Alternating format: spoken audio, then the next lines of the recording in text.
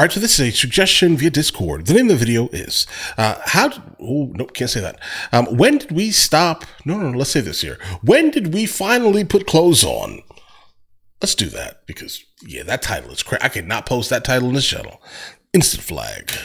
Either way, let's get it. Check it out.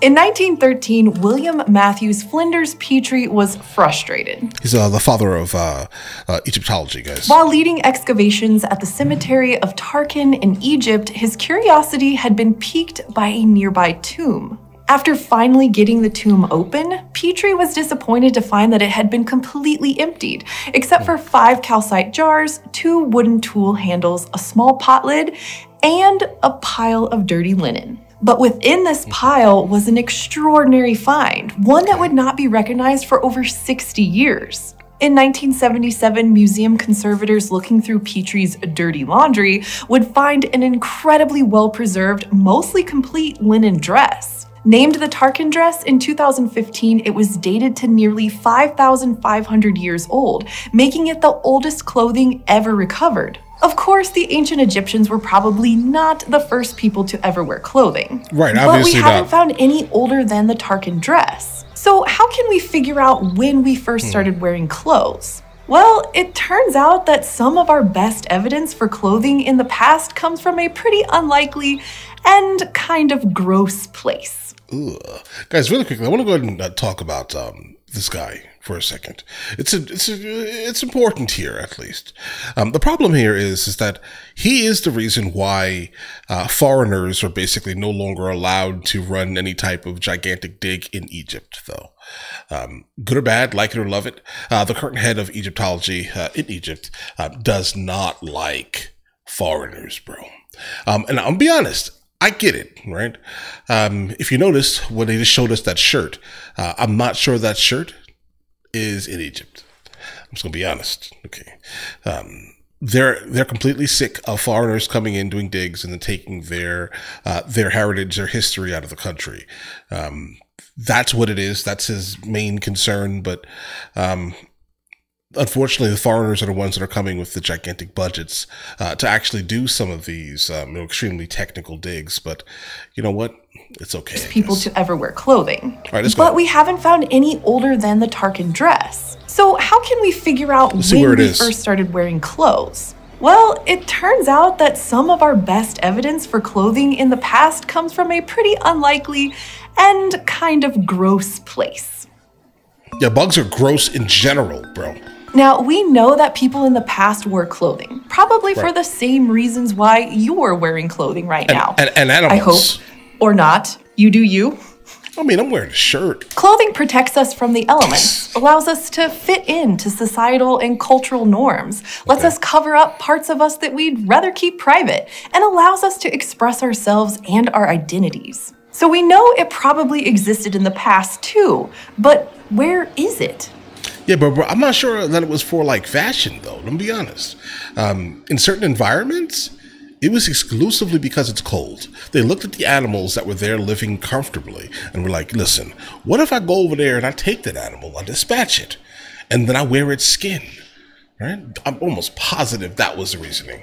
Not so much fashion, but let's continue. The problem is that ancient clothing is just too fragile to survive in the archaeological record, and even textiles, pieces of fabric or cloth, can be quite rare to find. The bits and pieces that do survive are often preserved because they end up in extreme environmental conditions, like the dry conditions of the tomb where the Tarkhan dress was found. So it takes very specific circumstances for textiles to survive long enough to be discovered by archaeologists. But we do have some surviving pieces of cloth that are even older than the Tarkhan dress. For example, excavations of burials at the 9,000-year-old site of Çatalhöyük in Turkey in 1964 and 2008.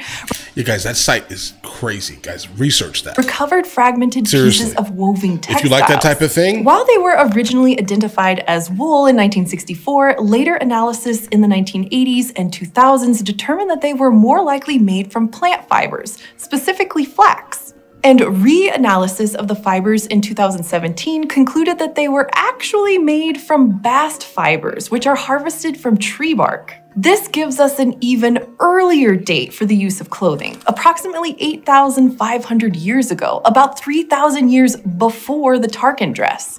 But that's as far as we can take the evidence for clothing, right? To small fragments of woven textiles? Well, not necessarily. We often think of a I bet she's going to give us nothing older than 12,800 years. piece of clothing as a singular thing that exists, like a shirt on a hanger in a store that we can go and try on and buy. Fast But fashion. we can also think of that shirt as the end product of a series of processes, including steps like turning fibers into fabric and cutting and sewing that fabric together. And while some of these steps might seem invisible in the archaeological record, they aren't always. Within Zuzu Ana Cave in the country of Georgia, archaeologists discovered hundreds of flax fiber fragments. Some were spun and at least one had several knots, suggesting those fibers were being used prepared for for use. something. Several also seem to be dyed. Black, gray, turquoise, and even one pink fiber was found. It's been proposed that these fibers were part of a local industry that produced colorful textiles and clothing. And here's the kicker. These fibers dated to approximately 30,000 years ago, more than triple the age of the earliest evidence for clothing. Okay, never mind. She found something. But that isn't even our oldest evidence. As we move backwards through time, the probability of surviving fibers and other fragile organic materials gets more unlikely. So scientists have had to get creative the about cave what art. they are looking for. If you've ever made a piece of clothing, you know that along with fabric, it takes specialized tools. That means finding these kinds of objects can be considered indirect evidence for clothing. After Absolutely. all, what's the point of a needle without... Listen, clothing or some type of tool that they were using these small devices to create something that they were using on a daily basis. But yeah, I mean, either way. it. And deep in the Sabudu cave in South Africa, archaeologists have uncovered an assemblage of various types of bone tools. Among them was a fragmented needle with a point so thin that archaeologists interpret it as being used to delicately pierce through animal hide. If this is correct, then the Sabudu cave needle is perhaps one of the oldest pieces of evidence for clothing use, at approximately 61,000 years old. And that's about as far back as the idea of clothing as the end point of a process can take us, from completed garment to textiles to fibers to tools. But it's not our Those people in the southeast of the continent of Africa, in that region specifically, I think they were the Khoisan. earliest evidence, because the point of making clothing is wearing it. And once we put a garment on, we've created a new ecosystem for things that live on our bodies. And it's an unwelcome resident of that ecosystem that tells us that Homo sapiens were wearing clothing of some kind before 61,000 years ago. Okay. Because our earliest evidence of clothing for Homo sapiens may in fact be from lice. See, there's two subspecies Lice. of human lice, the human head louse and the human body louse. And as you might be able to tell, each subspecies exists in and feeds on different parts of the body. The head louse, of course, survives and feeds on the human scalp, while the Okay. body louse feeds on the body. But the body louse doesn't actually live on the body. It lives on human clothing. And scientists can trace back when these two subspecies diverged I'm sorry? from one another. They determined that this split would likely have happened when clothing was being used more frequently by ancient humans, because it created an ecological niche for the body louse. So by sequencing segments of DNA from both head and body lice, we may have gotten an answer to when that started to happen. It seems like body lice originated at least by 83,000 years ago, and maybe as much as 170,000 years ago. So is that it? Is that the earliest? Like, does that even, listen, this is going to sound super ignorant and I apologize. All right. Does this even exist any longer? I've never met a single person, at least, how about this, that I think of, that I can think of. I know no one directly that has ever had like lice attached to them. No one at all. So I would like to know, is this a thing that still is like prevalent in our societies, or is it like a local thing potentially? Because what is that? Okay, and how do you get lice on your body? Where are you? What are you doing with yourself on a daily basis? Well, not your body, your clothes. What are you doing with yourself? Date for clothing? Well, probably not. Remember, the body lice research only really gives us an answer for the origin of body lice themselves. Okay. It's possible that it took time after the adoption of clothing before lice moved into that niche. Also, this evidence only gives us an idea about when Homo sapiens began wearing clothing. What about our closest relatives, the Neanderthals? We know they lived in Europe during the most recent They probably had lice. Ice Age, which means that they had to deal with winter temperatures somehow. And whether or not Neanderthals wore clothes has been debated, with one of the hypotheses for their eventual demise being that they ultimately didn't adapt to clothing like Homo sapiens. But there is some evidence that suggests this isn't entirely the case, or at the very least, that Neanderthals did wear some clothing. For example, stone scrapers have often been proposed as evidence for early Neanderthal clothing. These stone scrapers were likely used to scrape soft tissues off animal hide, which was then used as some sort of clothing, likely something draped, similar to a cape. And a recent survey of animal bones found at Neanderthal sites has even suggested which species would have been used to make clothing: wolves, foxes, and hares, all animals that would have been useful in making warm clothing. Similar species were found at early human sites as well, suggesting that both Homo sapiens and Neanderthals used these mammals to create clothing for colder weather. But these animals were found more frequently at Homo sapiens sites, which may point to a difference in how often clothing was created and used between both groups. It may be that these mammals were used more often by early humans than by Neanderthals to add fur lining to clothing, giving them an extra advantage in cold weather.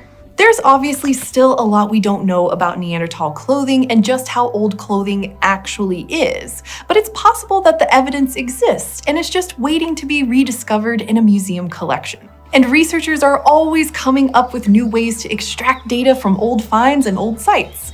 And hey, if we're able to learn about ancient clothing from body lice, who knows where our next line of evidence will come from? Maybe the naked truth is out there somewhere and is desperately looking for some clothes. Okay, good. All right. Before you go, That was it?